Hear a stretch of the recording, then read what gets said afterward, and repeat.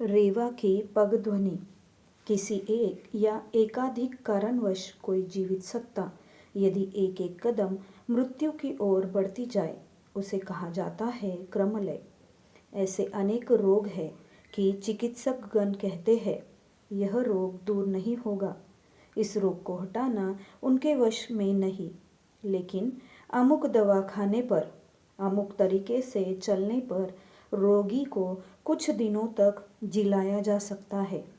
चिकित्सक के सामने ही वह रोगी धीरे धीरे मृत्यु की ओर अग्रसर रहता है और चिकित्सक के सारे प्रयासों को व्यर्थ करते हुए मृत्यु के मुख में पतित होता है। इस चीज को कह सकते हैं क्रमलय। आयक्षय, वृद्धि, परिशोषण, अवनमन, संवर्धन केवल चेतन जीवों के ही लक्षण है ऐसी बात नहीं है। भावधृत सत्ता या मानस संरचना के भी लक्षण है। ये सारे भाव या आइडिया व्यक्ति या समष्टि के लिए अकल्याणकर है। वह भी मानो एक दिन क्रमलय के काल प्रवाह में डूब जाएगा, खो जाएगा। अतीत के रेखांश के सीमा क्षेत्र में उसी प्रकार शुभ भी खो जाएगा, वियोग के आंसू बहाते बहाते। जो लोग कल्याणकृत है, जो कल्याणविद है, वो शुभ को बचाकर रखना चाहते हैं। देशकाल पात्रातीत अमूर्त सत्ता के भाव के संवृत्त में उस शुभ को पूर्णत्व की ओर ले जाना चाहते हैं। किंतु ऐसा कर सकते हैं क्या? क्योंकि उसका भी क्रमलय है। सत मनुष्य सोचता है, असत जितनी जल्दी चला जाए उतना ही अच्छा है। जितनी जल्दी उसे समाप्त कर दिया जाए उतना ही अच्छा है। अतीत में अनेक मामलों में जिस प्रकार वैसा हुआ है, उसी प्रकार बहुत कुछ खोया भी है। प्राचीन मिस्र में किसी राजा के मरने पर उनके साथ उनकी शताधिक रानियों को जलाकर मार डाला जाता था अथवा जीवित गाड़ दिया जाता था। लोग उसे स्वाभाविक चीज ही मानते थे। आज उस प्रथा का अंत हो गया है। उसके साथ ही मिस्र देश के वर्णाढ्य समारोह का भी अंत हुआ है। ग्रीस में, रोम में कृतदास को सिंह के भंवर में डालकर भय के बीच भी लड़ाई करने दिया जाता था। दर्शक उस रक्त रंजित संग्राम को देखकर आनंद पाते थे। अंततः वह अभागा कृतदास आर्तनाद करके सिंह की भोज्य वस्तु में परिणत होता था। वह प्रथा आज विस्मृत हो चुकी है, किंतु उस ग्रीक सभ्यता का शुभ पक्ष भी काल के गाल में समा गया है। लोग उसे बचाकर रख नहीं सके। वेदोत्तर युग में सतीदास प्रथा इसी नाम से या अन्य नाम से अंग्रेजी युग तक जारी थी। लोग उसे जीवित रखना चाहते थे, कहीं आडंबर की ओट में, तो कहीं देवर भैंसुर लोग संपत्ति के लोभ से विधवा के सहमरण को बढ़ावा देते थे। वह प्रथा भी आज विदा ले चुकी है। सरकारी तौर पर अंतिम सतीदाह पटना जिले में बाढ़ के निकट किसी शमशान में अनुष्ठित हुआ था। क्रमलय होते होते वे विदा ले चुके हैं। महिलाएं, जिसमें अनंत काल तक पुरुषों की दासी वृत्ति करती रहे, इसीलिए उनके सामाजिक अधिकार, धार्मिक अधिकार व्यापक रूप से क्षुण्ण किए जाते थे। यहाँ तक कि खुली हवा में घूमना तक का अधिकार भी उनसे छीन लिया गया था। बुर्के से ढांक कर उन्हें भीगे चने खाने वाली पिंजड़े की चिड़िया बना दिया गया था। संपत्ति का अधिकार कहीं या तो उन्हें दिया जाता ही नहीं, और कहीं दिया जाता पुरुषों की तुलना में बहुत कम। कहीं स्पष्ट रूप से कहा जाता कि वे मुक्ति मोक्ष नहीं पाएगी, और कहीं कहा जाता वे स्वर्ग में जाएगी सही, लेकिन पुरुषों को स्वर्ग में जो सुख सुविधाएं मिलेगी वे नारियों को नहीं मिलेगी। इन भावनाओं का कूड़ा कचरा आज या तो कहीं क्रमलय की अवस्था में है और कहीं क्रम विलय में पंचतत्व प्राप्त कर चुका है। सामाजिक उत्तराधिकार, विवाह व्यवस्थाएं, बहुत कुछ इस रूप में अमानवेचित तरीके से तैयार हुई थी। विवाह व्यवस्था में नारियों को पूर्ण अधिकार कहीं प्राप्त नहीं था। जहाँ था वहाँ पुरुष प्राधान्य स्वीकृत था। कहीं भेड़ों बकरियों बैलों की तरह जीवित मनुष्य नारी को पीढ़े पर बैठाकर एक पुरुष के हाथों समर्पित कर दिया जाता दान के रूप में, कन्यादान, और कहीं उसके जीवन में भविष्य की सुरक्षा का दायित्व लिए बिना ही केवल बता दिया जाता, पुरुष की इच्छा से विवाह विच्छेद कर सकोगी। लोक दिखावा के लिए नाम पात्र के कुछ पैसे छुआ कर। नारी शारीरिक शक्ति में कमजोर थी, विद्या बुद्धि में अनग्रसर थी, इसीलिए नतमस्तक होकर उनका सारा अन्याय सहन करना पड़ता था। आजकल का रथचक्र घर घर की आवाज के साथ घूम रहा है। वह आवाज सुविधावादियों की छाती को कंपायमान कर रही है। सुविधावादियों की अंतरात्मा कांप उठती है। यही है विधि लिपि। क्रमलय क्रम विलय की ओर जा रहा है, जाएगा।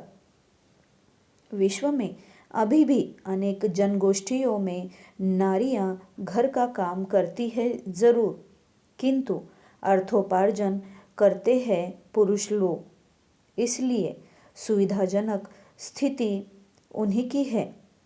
नारियां उनकी अन्नदासी है। नारियों को पुरुष उसी अवस्था में रखना चाहते हैं। स्थिति बदलने पर कहीं ऐसा न हो कि सस्ते में प्राप्त कृतदासी से हाथ धो बैठे।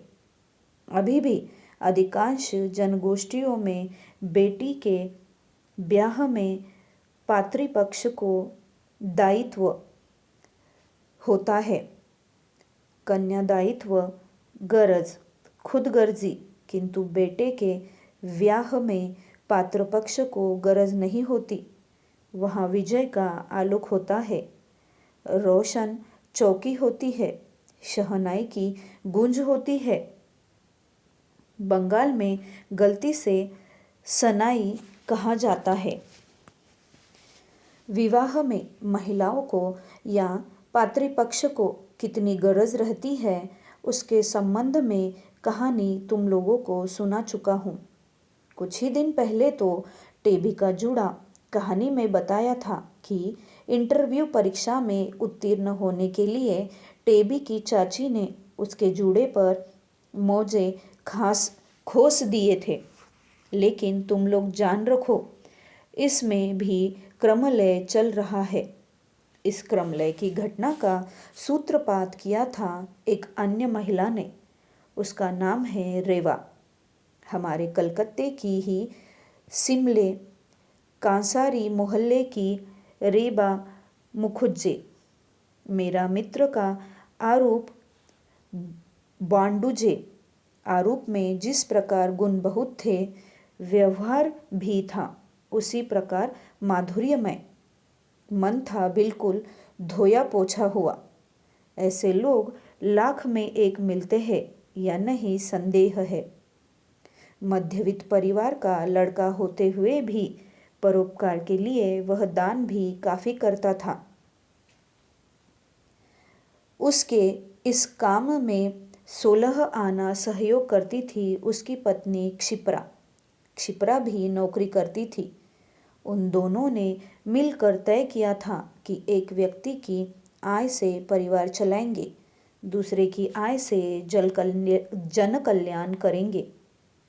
रेवा शिप्रा की सांझिल थर्ड बहन थी। वह उस बार बेथुन कॉलेज से बीए परीक्षा देकर कुछ दिनों के लिए जीजी के यहाँ घूमने आई थी। विवाह का फूल कब खिल जाए कौन जानता है, ज्योतिषी भी नहीं जानता, मध्यस्थता करने वाला और करने वाली भी नहीं जानते। रेवा के यहाँ आने के बाद से हर सप्ताह 3-4 संबंध आने लगे। रेवा भी यथारीति विवाह के इंटरव्यू बोर्ड के सामने उपस्थित हुआ करती, प्रश्नों के उत्तर देती। रेवा में रूपगुण दोनों ही थे।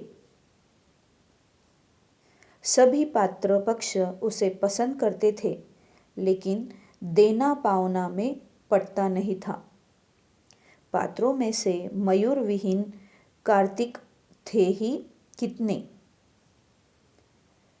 प्राय सभी तो थे साधारण, किंतु वे सभी चाहते थे पंखहीन परी, और उनकी मांग का विस्तार देखकर तो आंखें पथरा जाती। रेवा के पिता ने धनुर्भंग प्रण कर रखा था, बेटी की शादी में एक पैसा भी खिसकने न देंगे। वे कहा करते थे, बेटी दे रहा हूँ यही बहुत है। उनके 14 पुरखों का भाग्य है कि मेरी बेटी को वे अपने घर में पाएंगे। मेरी बेटी उनके संसार को स्वर्णिम सुषमा से सुसज्जित कर देंगी। ऊपर से टकसाल से रुपए ढालू किस लिए? जो भी हो, इंटरव्यू बोर्ड के समक्ष खड़ी खड़ी रेवा हैरान हो गई। पंडित, अर्धपंडित, मूर्ख, अर्धमूर्ख पात्र पक्षों के प्रश्नवाणी से वह व्यग्र हो उठी। उस दिन शाम को अचानक अरूप के घर किसी काम से गया था। देखा कि घर में काफी लोगों की भीड़ थी। भीड़ में मनाई टाड़ का हमारा मनोरंजन बाडूजे भी था। समझ गया कि इंटरव्यू बोर्ड में आया है रेवा का इंटरव्यू लेने के लिए। मैं कमरे के अंदर नहीं गया। मैं पात्रीपक्ष का भी नहीं हूँ, पात्र पक्ष का भी नहीं हूँ। कमरे के दरवाजे पर एक तिपाई खोलकर बैठ गया। पात्र पक्ष ने रेवा से पूछा, क्या आप कुमारी रेवा मुखर्जी है? रेवा ने कहा, मैं रेवा हूँ, लेकिन मुखर्जी नहीं हूँ, मुखोपाध्याय हूँ। और एक व्यक्ति ने पूछा, अच्छा रेवा देवी, आप शेक्सपियर को कितना पसंद करती हैं? रेवा ने कहा, शेक्सपियर के सभी लेख मैंने पढ़े नहीं हैं, इसीलिए पसंद नापसंद कैसे व्यक्त करूँ बताइए। और एक व्यक्ति ने पूछा, आप अर्थशास्त्र की छात्रा थी, भारतीय अर्थनीति में सबसे बड़ी गलती कहाँ है, बता सकती हैं? रेवा ने कहा, देश में अभी विदेशी शासन चल रहा है।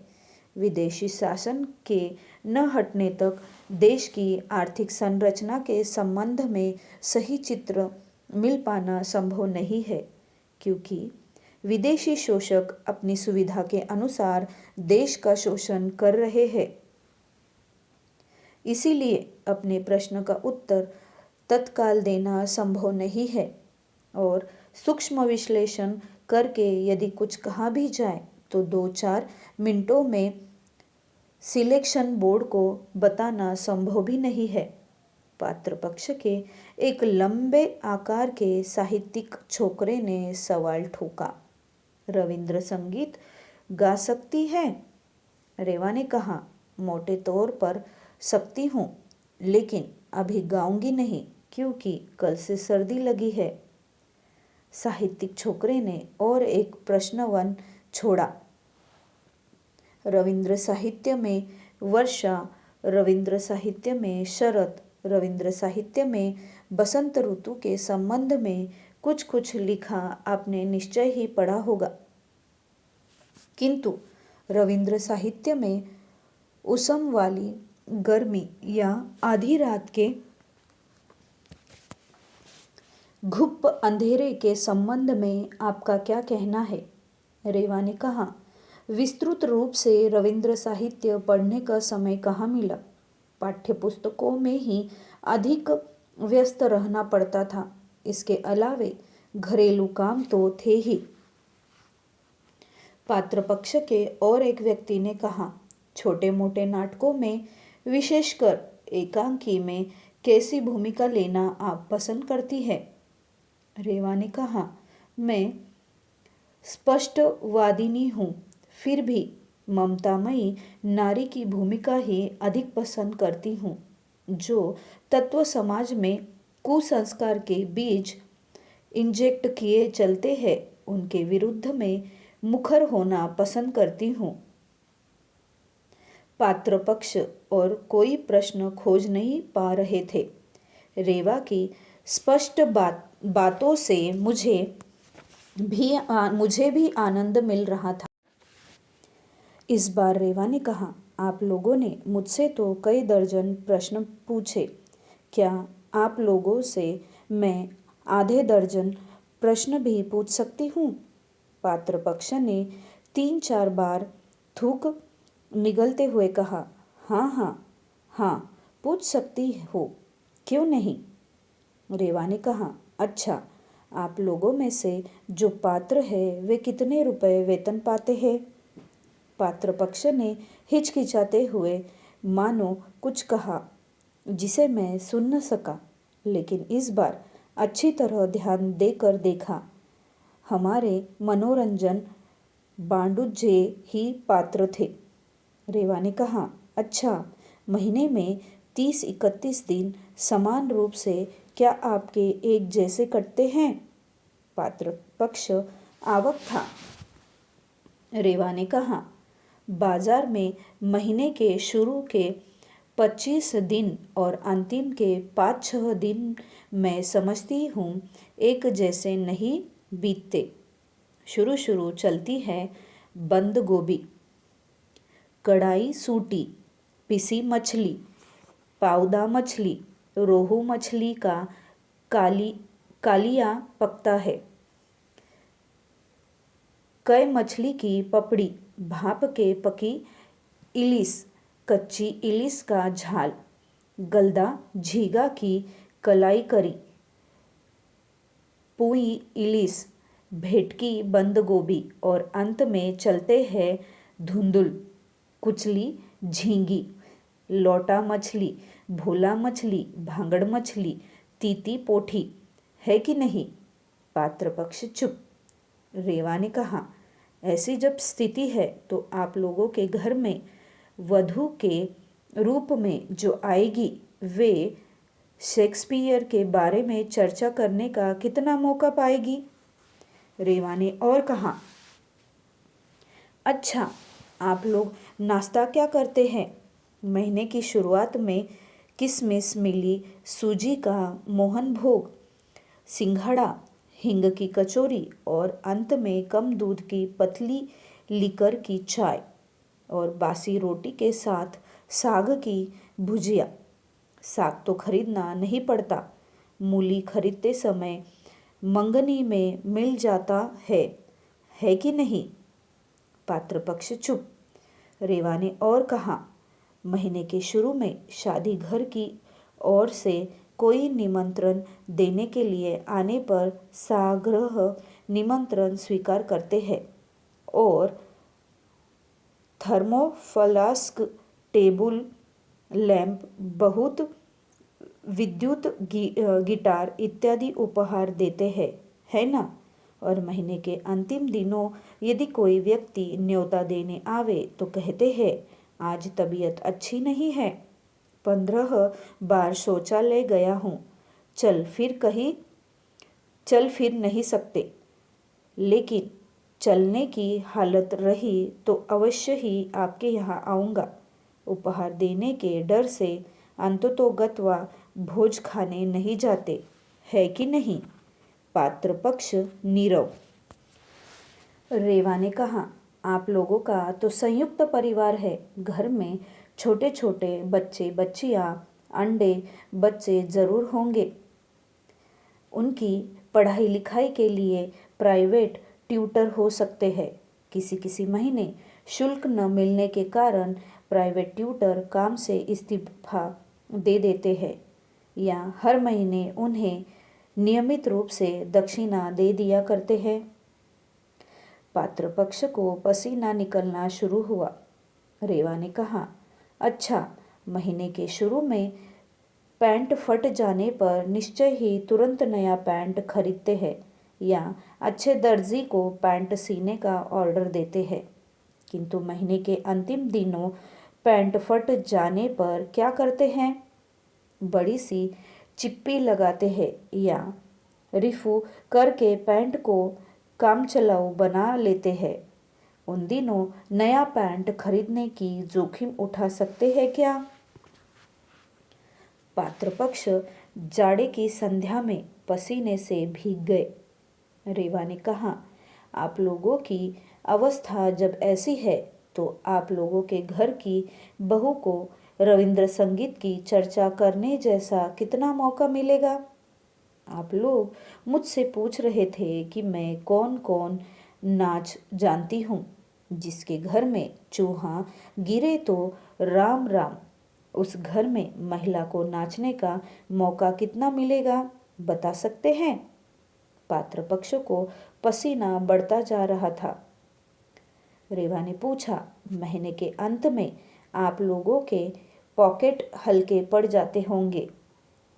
बंधु बांधवों के समक्ष अथवा काबुली वालों के बैंक के 10-20 रुपयों के लिए क्या हाथ फैलाना पड़ता है? यदि वैसा ही है तो आप लोगों के घर में जो वधू के रूप में जाएगी उन्हें शिल्पकला चर्चा के लिए कितना अवसर या मौका दे पाएंगे? मेरे सीधे प्रश्न का सीधा उत्तर दीजिए तो। मैंने तब कहा, रेवा, तुमने बहुत सारे प्रश्न पूछे। पात्र पक्ष एक भी प्रश्न का उत्तर न दे सका। अब तुम रुक जाओ।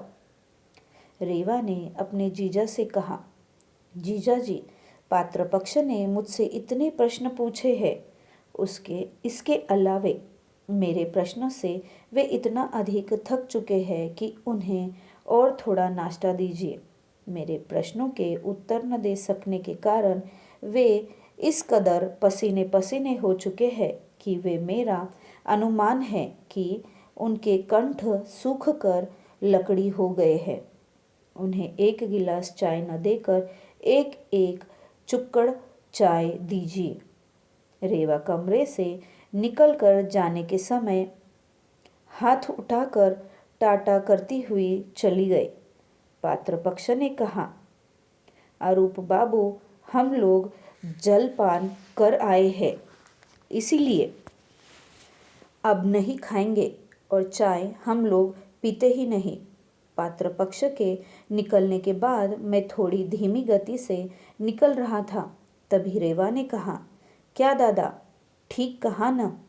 मैंने कहा, तुमने ठीक ही कहा है, लेकिन कुछ ज़्यादा हो गया। दूसरे दिन सुबह बाजार से लौट रहा था। अचानक देखा कि एक जूट की थैली हाथ में लेकर मनोरंजन भी नेनुआ का मोल तोल कर रहा था। भूत को देख जिस प्रकार लोग ठिठक पड़ते हैं, मुझे देखकर मनोरंजन उसी प्रकार ठिठक पड़ा। मैंने कहा, क्या रे, कल तुमको कौन सा धुन सवार हुआ था? तुम अपना थोबड़ा दिखाने पात्र पक्ष की ओर से क्यों गया था? मनोरंजन चुप रहा। मैंने कहा, समय बदल रहा है, युग बदल रहा है, बहुत से भावों विचारों ध्यान धारणाओं का क्रमलय चल रहा है। तुम लोग क्या ये बातें सोचकर देखते नहीं हो? उस बार जो पीपापाड़ा के पंचप्रदीप पाकड़ासी के घर लड़की देखने गया था, पाकड़ासी की बेटी भोदीबाला ने तुम लोगों के प्रश्नवानों से क्षत विक्षत होते हुए भी कोई प्रतिवाद नहीं किया। मुंह बंद कर उस दिन कष्ट सहन कर लिया था। इसलिए क्या समझते हो, सभी लड़कियां भोदीबाला ही है। कल जो रेवा ने नमकीन पानी पिलाकर छौंक लगाई थी, उसे क्या कभी भूल सकोगे? मनोरंजन चुप। मैंने कहा, चुप हो जाने से चलेगा? अब कौन पॉलिसी अपना रहे हो बताओ? मनोरंजन ने माथे पर अंगुलियां रगड़ते हुए कहा, वहाँ मेरा जाना गलत था। मैंने कहा, गलती तो हो ही चुकी, किंतु भविष्य के लिए कौन सी पंचवार्षिक योजना है बताओ? मनोरंजन ने कहा, अब मैं कुछ दिनों के लिए उस मोहल्ले की ओर मुखातिब नहीं होऊंगा। मैंने कहा, उस मोहल्ले की ओर मुखातिब क्यों नहीं होगे रे? तुम तो मुंह जला सभी मोहल्लों की ओर मुखातिब होगे।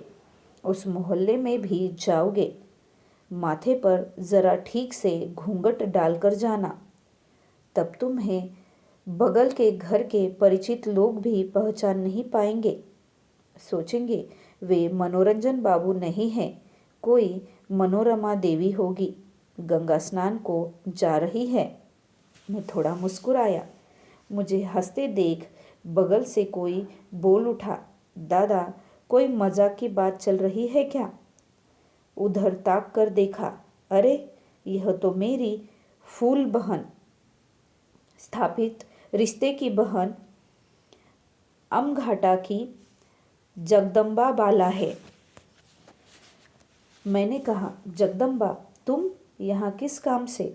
उसने कहा, अचानक एक काम पड़ गया दादा। मैंने कहा, तुम्हारे लिए काम भी काम है और अकाम भी काम है। जगदम्बा ने कहा, अचानक एक अच्छा पात्र मिल गया। मेरी एक मौसेरी बहन है, रूप में लक्ष्मी है, विद्या में सरस्वती है। अच्छे पात्र को पकड़कर ले जाऊंगी। मेरी बहन कलकत्ते में रहती है। उन लोगों का घर हमारे ही नदिया जिले में है, दर्शना में। इनके साथ पक्की बात एक प्रकार से कर ही चुकी हूँ। लड़के का भी रूप गुण में जोड़ा मिलना मुश्किल है। घर गृहस्थी का कामकाज भी जानता है। मैंने कहा, पुरुष व्यक्ति घर गृहस्थी का काम क्या करेगा?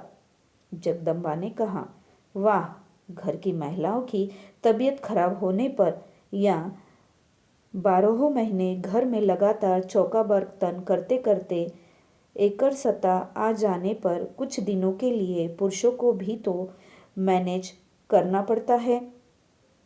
मैंने कहा, हाँ, बात तो सही है। जगदम्बा ने कहा, वह पात्र हर प्रकार से अच्छा है। मेरी बहन को पसंद आते ही जितनी जल्दी हो शंख बजाकर उल्लू ध्वनि देकर दोनों को एक दूसरे का हाथ थमा दूंगी। मैंने कहा, आम घाटा कब लौटोगी? जगदम्बा ने कहा, शुभ कर्म संपन्न करके पहली ट्रेन से ही आम घाटा आ रही हूँ। मैंने पूछा, वह तुम्हारी कैसी बहन है? जगदम्बा ने कहा, अपनी मौसेरी बहन है। मैंने कहा, जितना अच्छा पात्र है, क्या पात्री भी उतनी अच्छी है?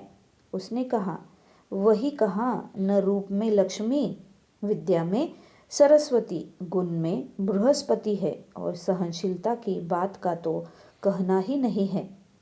7 थप्पड़ में भी मुंह नहीं खोलती, लेकिन अन्याय की कोई बात सहन नहीं कर सकती। मैंने कहा, सो तो ठीक है, सो तो ठीक है।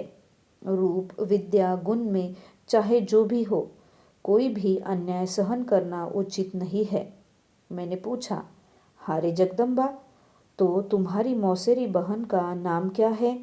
जगदम्बा ने कहा, उसका पुकारू नाम आरसुली है। अच्छा नाम है रेवा मुखुज्जे। अचानक नज़र मिलते ही देखा मनोरंजन के गोरे चेहरे पर सावन की काली घटा उतर गई है। हाँ, तो हमारी क्रमलय की कहानी खत्म हुई। प्रभात रंजन का गल्प संचय 10वां खंड।